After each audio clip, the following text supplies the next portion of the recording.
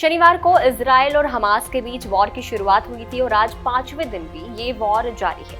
Reports के मुताबिक करीब 3000 लोगों की अब तक इसमें मौत हो चुकी है और अब इस वॉर में क्रिप्टो करेंसी का एंगल भी सामने आया है।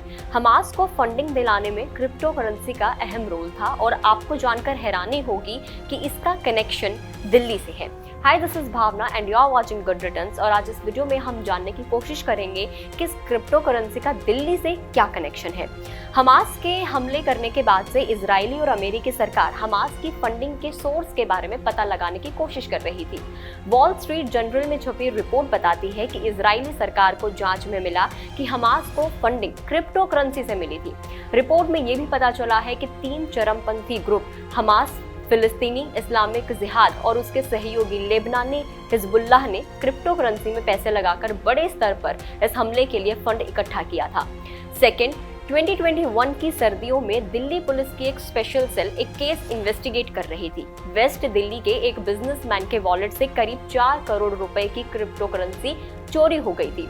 पुलिस कुछ वॉलेट आईडीज ट्रेस करने में कामयाब रही थी जिनसे मनी ट्रांसफर हुआ था, लेकिन एंड यूजर्स का पता नहीं चला था। ठीक उसी वक्त इजराइल की इंटेलिजेंस एजेंसी मोसाद ने भारतीय खुफिया एजेंसी को एक मैसेज भेजा था। इस मैसेज में कुछ सस्पेक्टेड वॉलेट्स के बारे में जानकारी थी जिनका इस्तेमाल टेररिस्ट ग्रुप्स कर रहे थे फॉर टेरर फंडिंग। मोसाद की लिस्ट में शामिल कई वॉलेट्स एड्रेस को हमास की अल कसम ब्रिगेड चला रही थी, जो कि हमास का मिलिट्री विंग है। स्पेशल सेल की intelligence fusion and strategic ops unit ने वॉलेट्स आईडीज को मैच कराया। दिल्ली से जिन वॉलेट्स में बिटकॉइन और एथेरियम ट्रांसफर किए गए थे उन्हें हमास की साइबर टेररिज्म विंग चला रही थी। पुलिस के मुताबिक मामले की पहली सूचना 2019 में पश्चिम विहार थाने में दर्ज हुई थी। अदालत के आदेश पर जांच स्पेशल सेल को सौंप दी गई थी।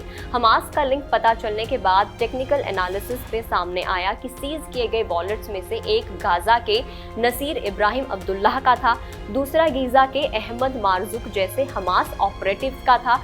फिलिस्तीन के अहमद क्यूएच सैफी का भी वॉलेट सीज था। एक पुलिस अधिकारी ने बताया कि क्रिप्टो करेंसी को कई प्राइवेट वॉलेट से घुमाया जाता था और फिर इन सस्पेक्टेड वॉलेट्स में इसको पहुंचाया जाता था। हमास ने शनिवार को इजराइल पर हमला किया। इजराइल ने मजबूती से जवाबी कार्रवाई शुरू कर दी।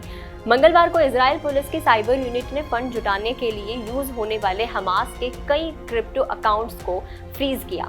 इजरायली पुलिस ने एक्स, जिसको पहले ट्विटर भी हम लोग कहते थे, उस पर यह कहा है कि हमास ने हालिया आतंकी हमलों के बाद से क्रिप्टो से फंड जुटाने का कैंपेन शुरू किया था, जिसमें वो लोगों से अपील कर रहे थे कि उसमें उनको फंड दिया जाए।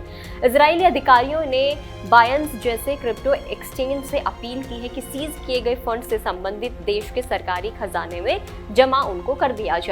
क्रिप्टो करेंसी के ऊपर रिसर्च करने वाली कंपनी एलिप्टिक ने जानकारी दी है कि इजरायली एजेंसी को ये पता चला है कि फिलिस्तीनी इस्लामिक जिहाद ने अगस्त 2021 से जून 2023 के बीच में क्रिप्टो करेंसी के जरिए कुल $93 मिलियन की कमाई की है। तेल अवीव स्थित क्रिप्टो पर रिसर्च करने वाली कंपनी बिटओके ने जानकारी दी है कि आतंकी संगठन हमास ने भी इस दौरान क्रिप्टो के जरिए $41 मिलियन का फंड जुटाया है। इस रिपोर्ट से ये भी पता चला है कि साल 2019 से हमास क्रिप्टो में पैसे लगाकर इजराइल पर हमले के लिए फंड जुटा रहा है।